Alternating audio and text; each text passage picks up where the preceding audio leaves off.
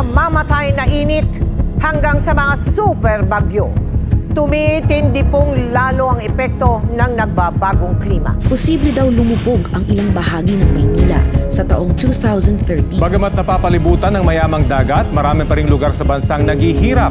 Makahanap lang na mapagkukunan ng tubig. Bago pumasok sa eskwela, nag-iigib muna ang ilang estudyante rito. Kapag hindi pa rin po uminto yung paglakas ng ulan, tapos yung baha po natin, tumataas din po, magsususpend na po tayo ng klase. Sinuspindi na ang face-to-face classes sa ilang paaralan sa bansa dahil sa sobrang init. Abot na hanggang classroom ang kalbaryong dala ng sobrang init ng panahon. Sobrang init naman po kasi nawawalan po kami ng focus as well as productivity. Nadidistract po kami dahil sa sobrang init. Karamihan daw ng mga guro ang nagsabing intolerable. Hindi na matiis ang init sa mga classroom. It plays a significant role in our lives, especially as students. It limits our range of activities to the point na hindi na po kami nakakalabas or nagpa-participate sa mga outdoor activities because of this, because it poses health risks. Hinimatay kasi ang nasa 104 na estudyante matapos mabilad sa matinding init. Pero sa atin, pag sinabing climate change, gutom, dilubyo, merong namamatay, at saka talagang yung kinabukasan mismo yung naapektuhan natin. Climate change is happening now and to all of us. Every week brings a new example of climate-related devastation. No country or community is immune. And as is always the case, the poor and vulnerable are the first to suffer and the worst hit.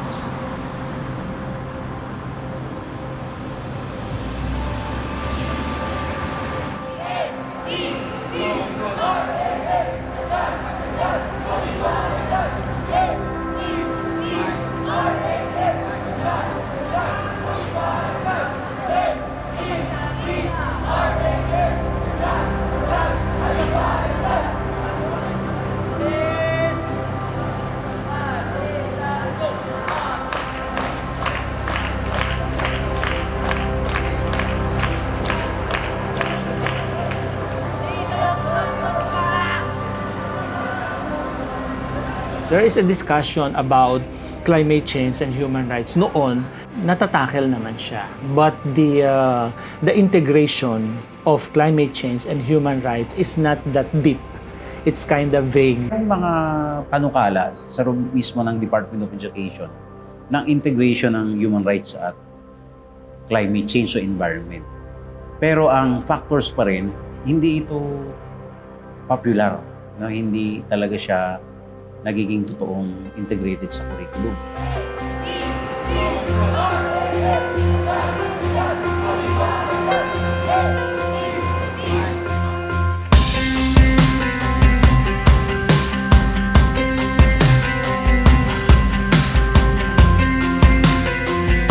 Never have we needed education on climate change and sustainable development more than we do today.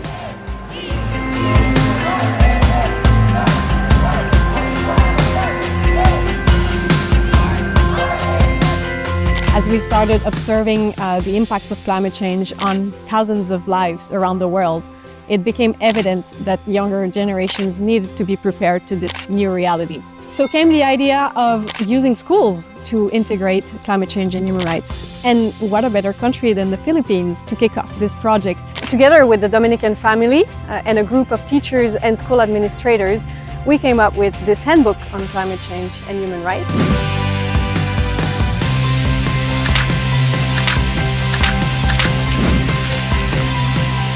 The first chapter introduces the fundamental concepts of climate change and human rights. In the second chapter, it provides a comprehensive exploration of the root causes and consequential impacts of climate change.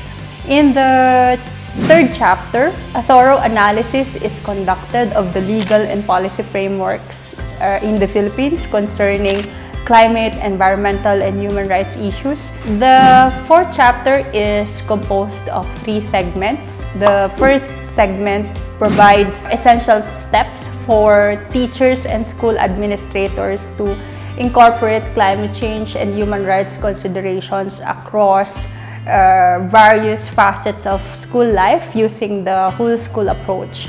The second segment provides interdisciplinary teaching methods and learning approaches aimed at effectively engaging students in understanding the impacts of climate change on human rights.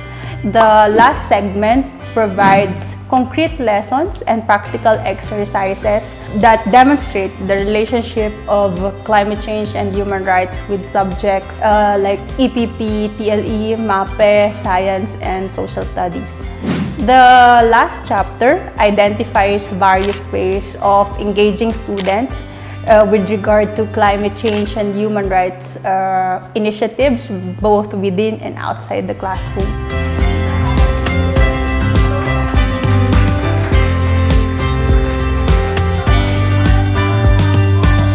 These are institutions and people that students look up and listen to.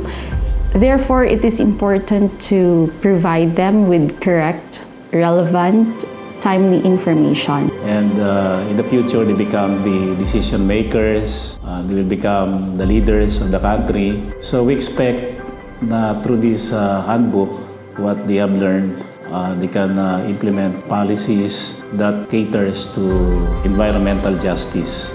It is my hope and the hope of all of us involved in this project that administrators, school administrators, teachers, and even students themselves to see this as a life subject, a subject that we take to create a future for ourselves. By empowering our children to recognize that, we hope that they themselves will work together to diminish the human impact on climate, on the disasters that come along with it.